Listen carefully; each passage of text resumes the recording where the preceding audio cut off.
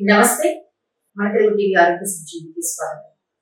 So ముఖ్యంగా ఇప్పుడు ఉన్నటువంటి సమస్యలు, ఆరోగ్య సమస్యలు హెచ్ఎంపీవీ వైరస్ గురించి ప్రజెంట్ చాలా భయాందోళన నెలకొని ఉంది. ముఖ్యంగా ఇది చైనాలో రావడం, చైనాలో ప్రారంభం కావడం, తర్వాత మన భారతదేశంలో కూడా కర్ణాటక ప్రాంతంలో ఈ కేసుకు సంబంధించిన విషయాలు నమోదు కావడం జరగడంతో ప్రజల్లో అనేకమైనటువంటి సందేహాలు ఉన్నటువంటి పరిస్థితుల్లో సో ప్రస్తుతం మనం కర్నూలు కావేరీ హాస్పిటల్లో ఉన్న డాక్టర్ చంద్రశేఖర్ గారు, వీరు ఎండి CEO of Kaveri hospital and MD general physician. వీరిని అడిగి హెచ్ఎంపీవీ గురించి మనం మాట్లాడతాం. నమస్కారం సార్. సార్, హెచ్ఎంపీవీ వైరస్ భయాందోళనతో మన ప్రజలందరూ, మరి దీని ప్రభావం ఏంటి, అసలు హెచ్ఎంపీవీ అంటే ఏంటి, దీని గురించి హిస్టరీ గురించి. హెచ్ఎంపీవీ అంటే మనకి హ్యూమన్ న్యూమో మెటావైరస్ ఉంటుంది.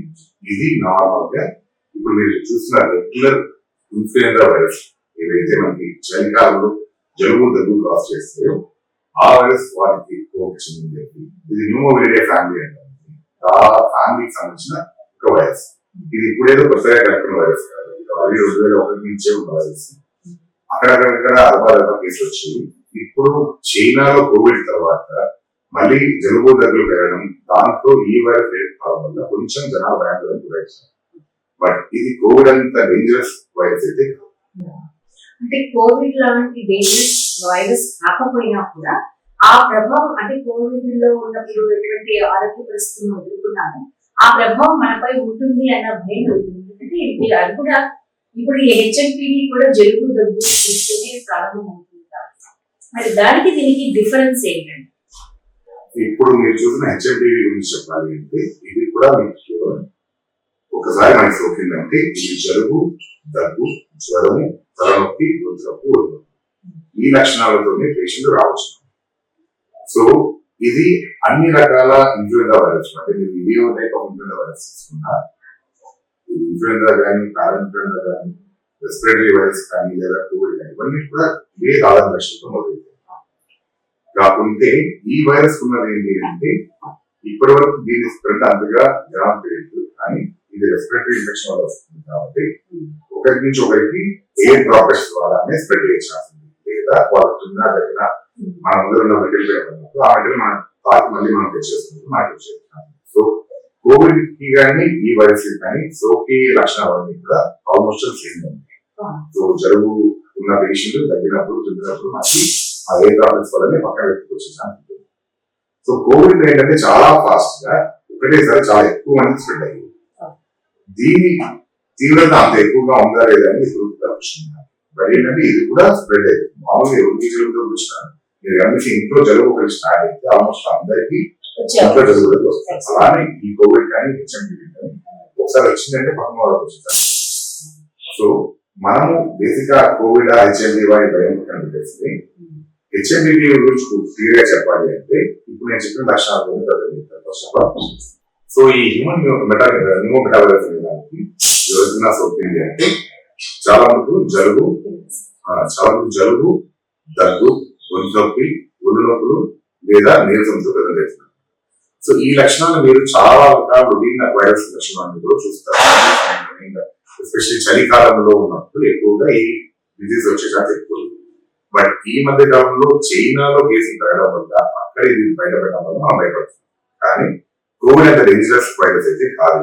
ఫస్ట్ ఆఫ్ ఆల్ రెండు ఏంటి అంటే మనకి ఈ వ్యాధికి ఏదైతే ఉందో కోవిడ్ కానీ మనకి ఇన్ఫ్లుయెంజా కానీ కొన్ని రకాల యాంటీవైరల్ ట్రీట్మెంట్ ఉంది. బట్ దీనికి యాంటీవైరల్ ట్రీట్మెంట్ అంటే పెద్దగా ఏంటి, స్వతహాగా అదంతగదే సెల్ఫ్ లిమిటెడ్ అనమాట. అదంతగదే జబ్బు తీవ్రత తగ్గుతా పోతుంది, ఆటోమేటిక్ పేషెంట్ ఆరోగ్యపోవచ్చు. సో వీటిలో చాలా మంది నార్మల్ గానే రికవర్ అయ్యే ఛాన్సే ఉంది. కేవలం కొద్ది శాతం మంది మాత్రమే మనకి నెగ్గులాంటి రావచ్చు. ఇది ఇదే కాదు, ఏ వైరస్ వచ్చినా కూడా మనకి జలుబు తగ్గిపోయినప్పుడు ఊపిరితిత్తులు పెట్టేది కింద ఊపిరితిత్తులో మనకి ఇన్ఫెక్షన్ రావడం వల్ల నెమ్ములాంటిది వస్తుంది. అలా నెమ్ములాంటిది వచ్చినప్పుడు మాత్రమే దీని తీవ్రత దానికి సంబంధించి హాస్పిటల్ ట్రీట్మెంట్ ఇప్పించాల్సిన అవసరం వస్తుంది. అలాగే పెద్దగా ఈ వైరస్ గురించి మనం భయపడాల్సిన లేదు. సో హెచ్ఎంపీవీ అనేది భయంకరమైన వైరస్ తో కాదు, అంటే కోవిడ్ కి ఈక్వల్ గా ఉన్నటువంటి వైరస్ అయితే కాదు. దీనివల్ల మనకి ఎటువంటి ప్రమాదము ఉండదు. కాకపోతే దగ్గు, జలుబు అనే లక్షణాలు కోవిడ్ లో ఏవైతే ఉన్నాయో అవే లక్షణాలు మనకు ఉంటాయి. కాబట్టి కామన్ లక్షణాలు ఉన్నంత మాత్రమే కోవిడ్ లాంటి భయంకరమైనటువంటి వైరస్ ఇది కాదు అని తెలియజేస్తున్నారు. సార్ ముఖ్యంగా ఇప్పుడు సీజన్ అనేది చాలా ఇదిగా మారిపోతుంది. అబ్నార్మల్ సిచ్యువేషన్స్ ని సీజన్స్ లో మనం ఫేస్ చేస్తూ ఉన్నాము. ఈ సిచ్యువేషన్స్ లో చాలా మంది కూడా సఫర్ అయ్యేది కామన్ ప్రాబ్లం దగ్గు, జలుబు, జ్వరము, గొంతు నొప్పి ఇలాంటివి.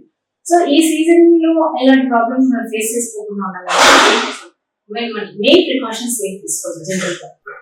ఇప్పుడు మీరు అడిగినట్లు కోవిడ్ కానీ హెచ్ఐవి కానీ ఇలాంటి ఏ వైరస్ అయినా కూడా జలుబు దగ్గర వచ్చే వైరస్ కూడా మీరు కోవిడ్ అయితే ఏదైతే లక్షణాలు అందరికీ చెప్పబడ్డాయి వాటి ఏవైతే మీరు ప్రికాషన్స్ తీసుకోవడం చెప్పారు అవి అన్ని రకాల సీజన్ ఈ సీజన్ ఎస్పెషల్లీ జలుబు దగ్గర గురించి ఏ వైరస్ వచ్చినా కూడా అది హెల్ప్ చేస్తుంది. అంటే ముఖ్యంగా మూతికి మాస్క్ వేసుకుని తిరగడం, ఎస్పెషల్లీ మనకి జలుబు దగ్గర ఉన్నప్పుడు ఎస్పెషల్లీ మాస్క్ వేసుకుని తిరుగుతే పుట్టిన వాళ్ళు రాకుండా ఉండడం. 2 చేతులు శుభ్రంగా కడుక్కుంటా ఉన్నాం. ఓకే, ఇలా జలుబు దగ్గు మనకు ఉంది, దగ్గు వస్తుంది, వస్తుంది చెయ్యి పెట్టుకొని దగ్గరను తుమ్మడం చేయడం. ఓకే, ప్లస్ ఈ వస్తువులన్నీ కూడా ఎక్కువగా ముట్టుకోకుండా ఉన్నాం ముందర ఉన్న వ్యక్తులు.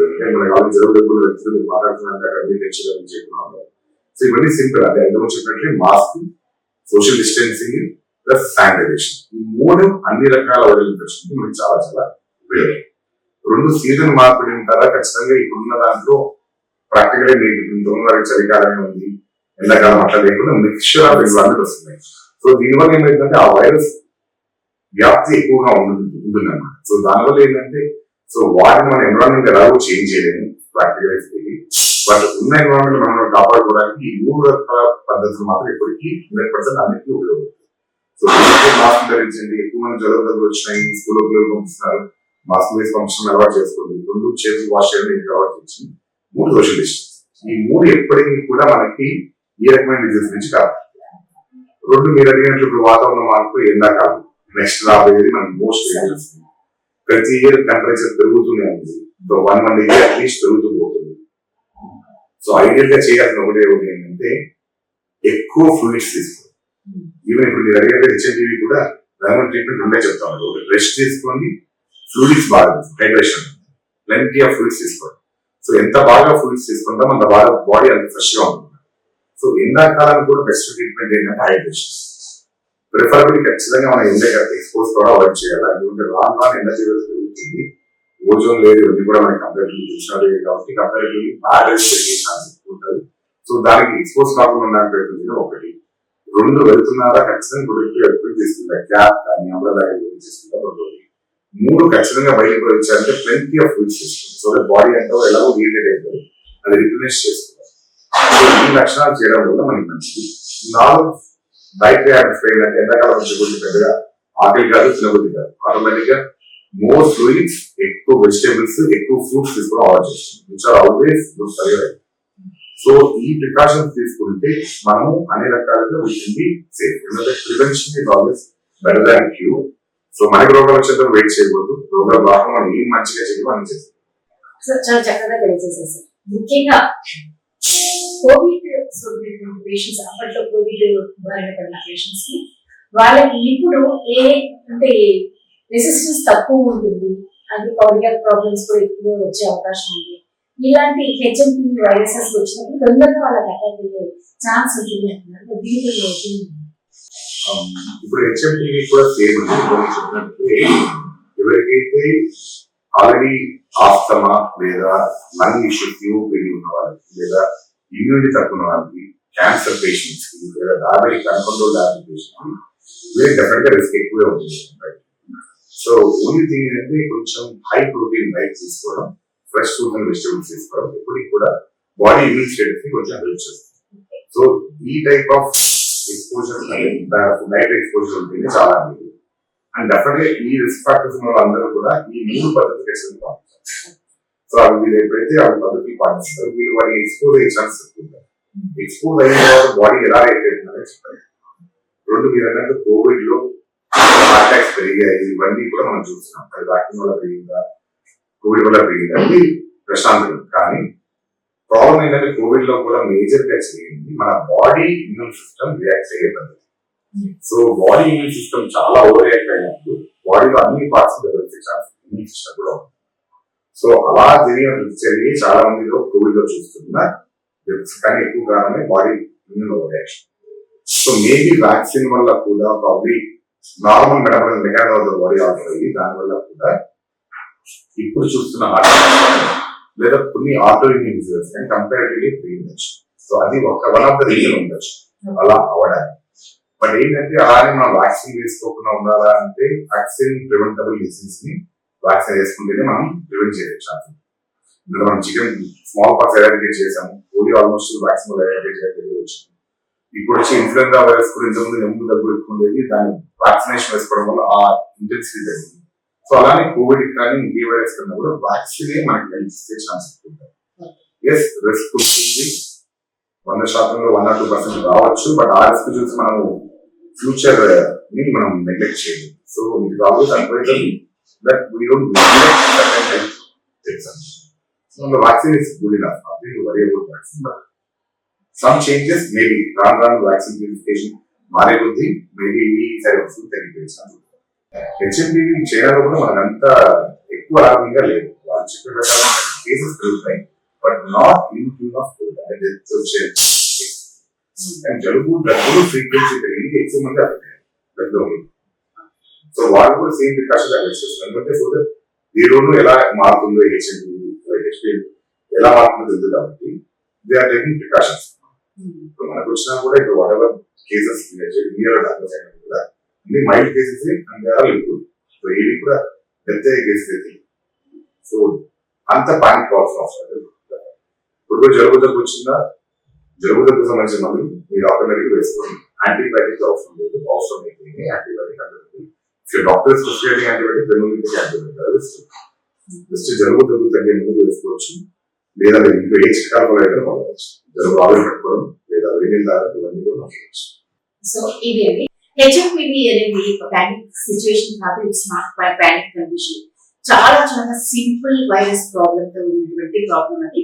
సో ఆ సమస్యని మనం చాలా సునాయాసంగా మన ఇంటి బట్టి మనం వైద్యం చేసుకుంటూ దాన్ని తగ్గించుకోవచ్చు. అంటే వేడి తాగడం, ఆవిరి పట్టుకోవడం లాంటి సాధారణ మెథడ్స్ ద్వారా మనం దాన్ని తగ్గించుకోవచ్చు. భయపడాల్సినటువంటి అవసరం లేదు. అలాగే ప్రతి ఒక్కరు కూడా సమస్య అంటే ఈ హెచ్ఎంపీవీ వైరస్ వచ్చినది కాదు, జనరల్ గా సిచ్యువేషన్స్ అంటే వాతావరణ మార్పులు ఎక్కువ కనిపిస్తున్నాయి కాబట్టి దానికి తగ్గట్టుగా మనం కూడా నడుచుకోవాలి. ఎక్కువగా బయటకు వెళ్ళినప్పుడు మాస్క్ తీసుకోవడము, 10 మందిలో కలిసినప్పుడు కర్చీఫ్ అడ్డం పెట్టుకుని మాట్లాడడము, జలుబు చేసిన వారి దగ్గర ఉన్నప్పుడు మనకు కాస్త దూరంగా ఉండడం, ఇలాంటి సిచ్యువేషన్స్ మనం చేయడం వల్ల కూడా మనకి ఇలాంటి హెల్త్ సమస్యలు అనేవి, ఆరోగ్య సమస్యలు రావు అని తెలియజేస్తున్నారు డాక్టర్ చంద్రశేఖర్ గారు, CEO of Kamini MD general physician. So this is Sunitha from మన తెలుగు టీవీ న్యూస్ ఛానల్. ఇది కెమెరామెన్ జేమ్స్ అండ్ శేఖర్.